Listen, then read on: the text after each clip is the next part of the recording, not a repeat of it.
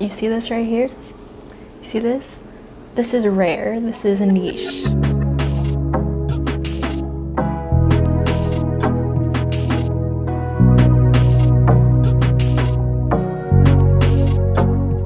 When I think palatability, I think fast food. It's pretty much designed to be enjoyed by a lot of people. As humans, we like salt, we like fat, and fast food is full of that stuff. We live in a world where people just want to appeal to the most amount of people at once, and I can see why.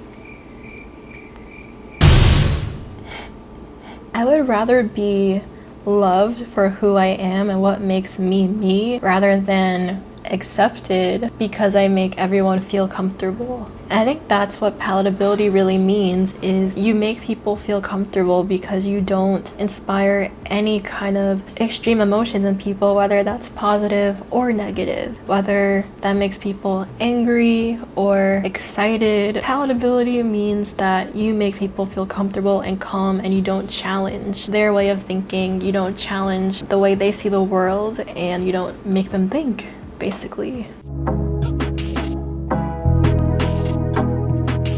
One thing I've noticed about the concept of professionalism is it's really just inoffensiveness. To be professional is to behave and look and appear in a way that doesn't really attract too much attention and doesn't really offend anyone in your workplace. And as Black women, that's really hard, considering that white-collar positions are still overwhelmingly white and male. Just existing as a Black woman in the corporate world will make you stand out. Blackness is an identity that has always been heavily politicized. To be unapologetically Black and choosing to be authentic and honest about your experiences and point of view and perspective will inherently offend the people who benefit from the status quo and choose to ignore the inequalities. This means that we often feel like we have to work harder just to be considered professional. But when we change and mold ourselves to prioritize the comfort of the people who benefit from the status quo, now we are burdened with uncomfortability. But don't we deserve to be comfortable too? Just the whole concept of political correctness, like not talking about race at work, not talking about gender at work, I think that's a very white thing. In the Black world, there is no such thing as not talking about race.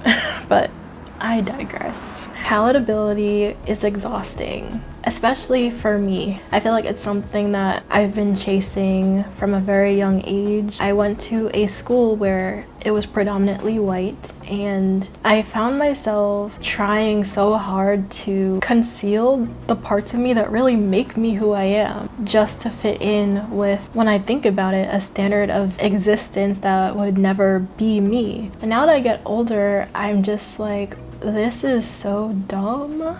And do I even really need this? Appealing to everyone means that you actually appeal to nobody. You don't talk about what's real, you don't get vulnerable, you don't share what's really happening to you. How can you really connect with someone that isn't being fully who they are or avoiding the things that actually set you apart? The thing about embracing authenticity and being your full self is that it may make people not like you, but is that really a bad thing? People are always going to have an opinion on your body, on your clothes, on how you live your life, on who you're dating, how much money you make, how much money you don't make, what you do for work, how you wear your hair. But true authenticity, true strength is being able to do what you want to do in life regardless of what other people have to say about it.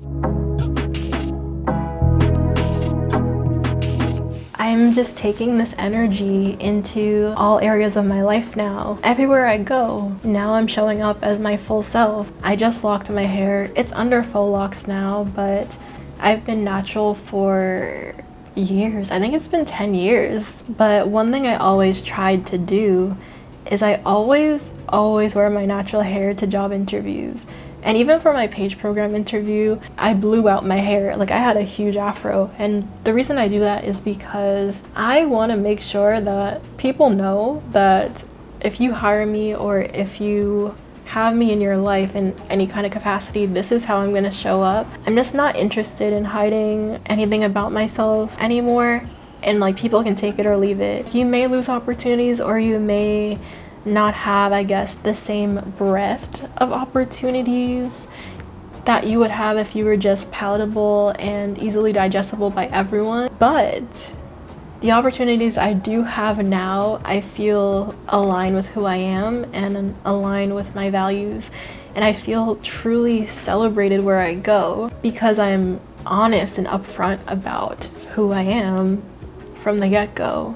I am pursuing a career in the entertainment industry, and something that I've been doing is being really, really honest about my intentions and my goals. I'm really passionate about representation in the media of Black women, Black people, basically everyone who's underrepresented, whether that's like LGBTQ people, solidarity, Asian Americans, people with disabilities. We just have a lot of work to do. And so whenever I'm in an interview, I'm like 100% upfront about that, because that's really the value I want to be bringing wherever I go. And we'll see what happens with that.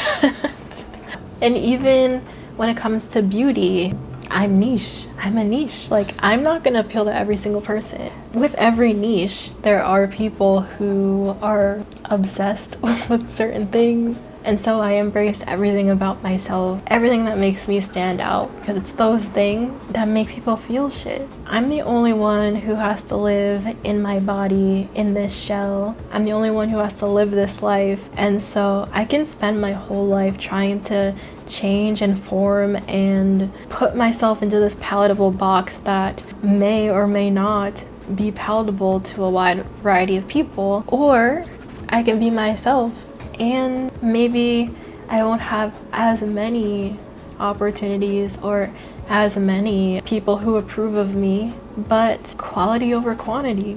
I would rather be loved for who I am and what makes me me than accepted because I make everyone feel comfortable.